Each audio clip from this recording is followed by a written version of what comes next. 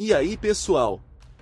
Hoje vamos falar de um dos maiores vilões da história romana, aquele que tirou o sono dos romanos e se tornou o pior pesadelo deles, Aníbal Barca. Imagine um líder que, com um exército cheio de elefantes e estratégias geniais, cruzou os Alpes, venceu batalhas que pareciam impossíveis e desafiou Roma em seu próprio território. Aníbal era mais do que um general, ele era uma verdadeira lenda viva, e até hoje o nome dele soa como uma ameaça.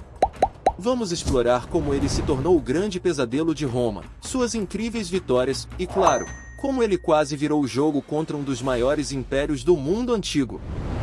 Aníbal, ele nasceu por volta de 247 a.C., e desde cedo foi influenciado pelo pai, que o fez jurar que jamais seria amigo de Roma.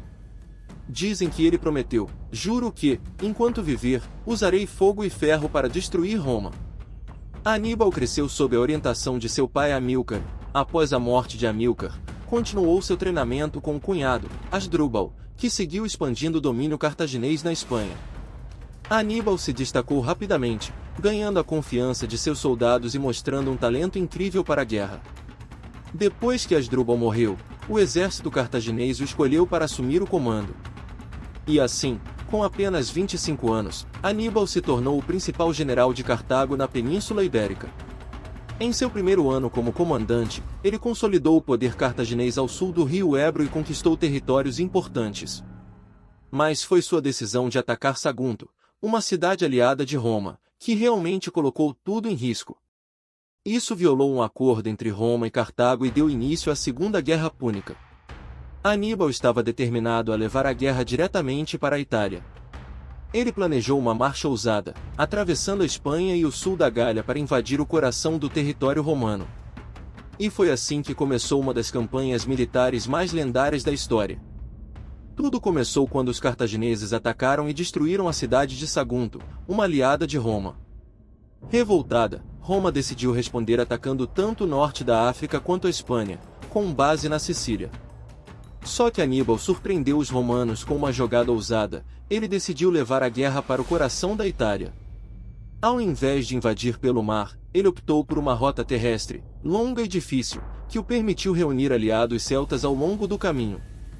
Aníbal sabia que o poder naval de Roma era muito maior que o de Cartago, então a melhor saída era evitar o mar. Ele iniciou sua marcha ao norte, atravessando a Espanha e depois o sul da Gália, hoje França. Antes de partir, Aníbal organizou muito bem seus recursos, deixou tropas suficientes na Espanha para proteger as terras cartaginesas e garantiu que sua força principal, com cerca de 90.000 soldados e 12.000 cavaleiros, estivesse preparada para a jornada. Ao cruzar os Pirineus, ele já contava com 70.000 homens, mas as estimativas sobre o tamanho de seu exército variam, e ele perdeu muitos soldados ao longo do caminho. Mesmo assim, quando chegou à Itália, Aníbal ainda tinha entre 20.000 e 50.000 soldados e milhares de cavaleiros. E não podemos esquecer dos elefantes de guerra, uma arma secreta que intimidava os inimigos. Dos 38 elefantes que partiram com ele, apenas um sobreviveu à travessia, e ele acabou se tornando a montaria de Aníbal. E aqui vem o ponto alto da história. Em setembro de 218 a.C., Aníbal e seu exército chegaram ao rio Ródano, ainda na França. Ele seguiu evitando ataques das populações locais e conseguiu escapar das forças romanas que tentavam interceptá-lo. Aníbal tinha esperança de encontrar aliados entre as tribos gaulesas do norte da Itália, que estavam insatisfeitas com Roma. A travessia dos Alpes. Este foi um dos feitos mais impressionantes da antiguidade. Ninguém sabe ao certo qual caminho ele usou, mas uma das teorias mais aceitas é que ele cruzou pelo Passo de Clapier, que oferece uma vista para a planície do rio Pó, na Itália. A jornada foi desafiadora, com temperaturas congelantes e terreno difícil, e Aníbal perdeu milhares de homens no trajeto.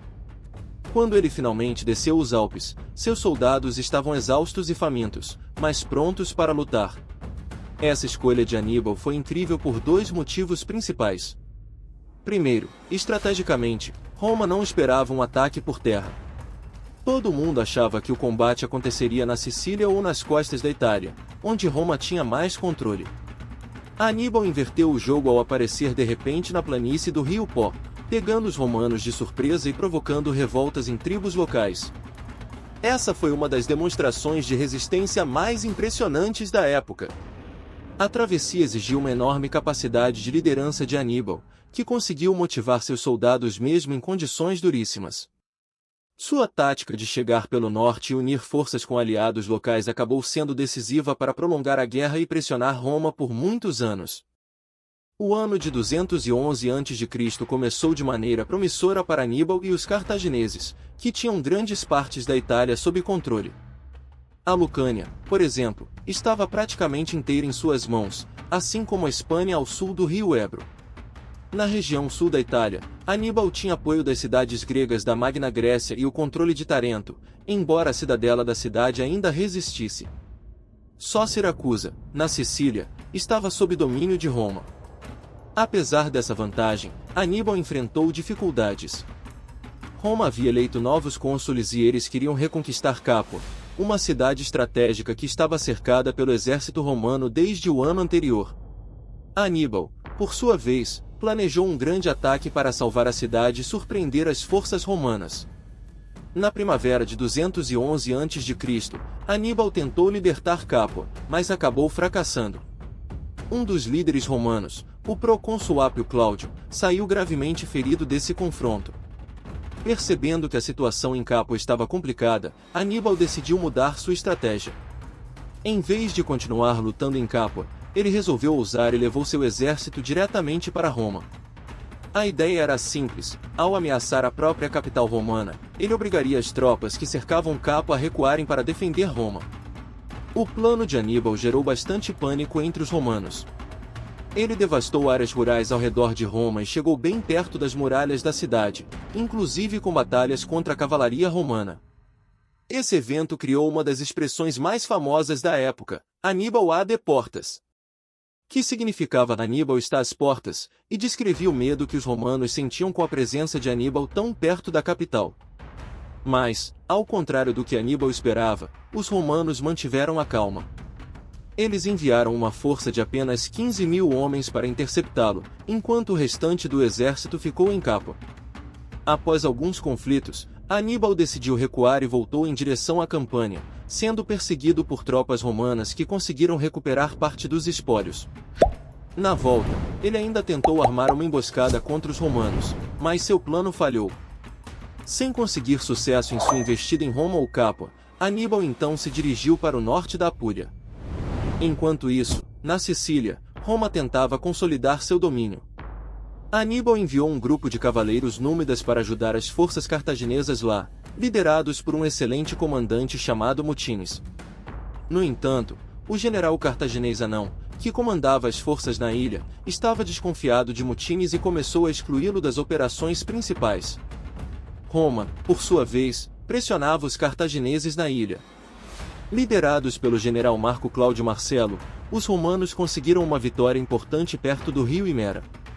Graças a uma série de conflitos internos no exército cartaginês, as tropas númidas não participaram da batalha, facilitando a vitória romana. Isso enfraqueceu bastante a presença de Cartago na Sicília e forçou seus aliados a se retirarem para a cidade fortificada de Agrigento. Em paralelo a esses eventos, Roma também estava ocupada na Grécia, enfrentando uma ameaça de Filipe V, o rei da Macedônia, que queria expandir seu território. Roma decidiu se aliar à Liga Etólia para enfrentar Filipe V. Essa aliança fez com que Roma conseguisse manter o controle da Ilíria e, ao mesmo tempo, trouxe estabilidade para seus aliados gregos. No final de 211 a.C., um jovem e promissor general, Cipião Africano, chegou à Espanha para liderar as forças romanas. Ele era filho e sobrinho dos dois comandantes romanos que haviam sido mortos no início daquele ano. Sua chegada marcou uma nova fase na guerra em Espanha, que mais tarde se revelaria decisiva para o destino de Cartago. No ano de 201 a.C., Aníbal foi forçado a assinar um tratado de paz com Roma, o que fez Cartago perder boa parte de seu poder e domínio. Aos 46 anos, Aníbal, que tinha sido um brilhante general, entrou na política de Cartago. Ele se envolveu com o Partido Democrático, que era liderado por sua família, os Bárcidas, e que defendia a expansão de Cartago na África. Do outro lado, havia o Partido Conservador, liderado por Anão, o Grande, que queria focar no comércio e nos impostos para enriquecer Cartago sem guerras. Em 196 a.C., Aníbal foi eleito como sufete, uma espécie de líder máximo em Cartago. Ele usou esse cargo para fortalecer o Estado e criar reformas que desagradaram os oligarcas, a elite rica e conservadora. Em uma das suas medidas mais polêmicas, Aníbal determinou que a enorme indenização imposta por Roma a Cartago após a guerra não deveria sair do tesouro público, mas sim das fortunas dos oligarcas, por meio de impostos especiais. Essa decisão enfureceu os oligarcas, mas, ao invés de enfrentá-lo diretamente, eles procuraram Roma em segredo. Com medo de que Aníbal recuperasse o poder de Cartago, os romanos exigiram que ele fosse entregue, acusando-o de ter mantido contato com Antíoco III, rei da Síria. Aníbal, percebendo que seria preso ou morto, decidiu fugir em 195 a.C., começando um longo exílio. Após sair de Cartago, Aníbal foi para Tiro, uma cidade no atual Líbano e considerada a cidade-mãe de Cartago. De lá, ele seguiu para Éfeso, onde foi recebido com honras pelo rei Antíoco III da Síria, que se preparava para lutar contra Roma. Aníbal ofereceu ajuda ao rei, sugerindo que ele equipasse uma frota e tropas no sul da Itália, onde Aníbal poderia comandar as operações. Contudo, por ciúmes e medo entre os cortesãos de Antíoco, Aníbal acabou não recebendo o comando dessas forças. Em 190 a.C., Aníbal finalmente liderou uma frota fenícia em combate contra os romanos e seus aliados, mas acabou derrotado no rio Eurimedonte. Com o acordo de paz entre Roma e Antíoco, Aníbal temeu ser entregue aos romanos e fugiu, iniciando uma jornada incerta e cheia de desafios. Há indícios de que Aníbal tenha passado por Creta e depois visitado a Armênia, onde o rei Artaxias o recebeu e pediu que ele ajudasse a planejar a nova capital, Artaxata.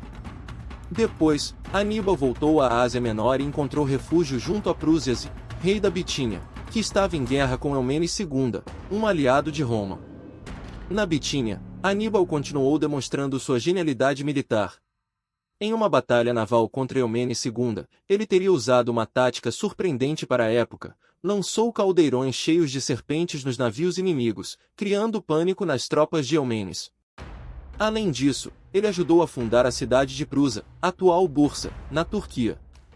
Por volta de 183 a.C., Roma, ainda temendo a influência de Aníbal, enviou emissários para pressionar Prúsias a entregar o antigo general.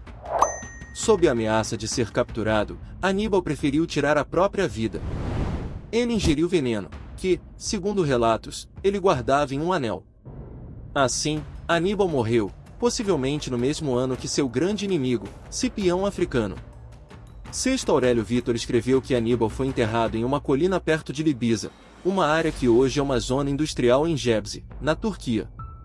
Em 200 d.C., o imperador romano Septímio Severo, que era da África, ordenou que o túmulo fosse restaurado, cobrindo-o com uma laje de mármore branco. Embora o túmulo esteja hoje em ruínas, escavações feitas em 1906 encontraram sinais de que ali pode ter sido o último repouso de Aníbal. E aí, pessoal, gostaram dessa viagem pela história de Aníbal, o terror de Roma? Espero que vocês tenham curtido e aprendido bastante sobre esse incrível estrategista que desafiou um dos maiores impérios de todos os tempos. Se gostou do vídeo, já deixa aquele like para dar uma força, se inscreve no canal para não perder nenhum conteúdo sobre grandes figuras da história, e comenta aqui embaixo o que você achou mais impressionante sobre Aníbal. Ah, e se tiver sugestões para os próximos vídeos, é só escrever também. Até a próxima!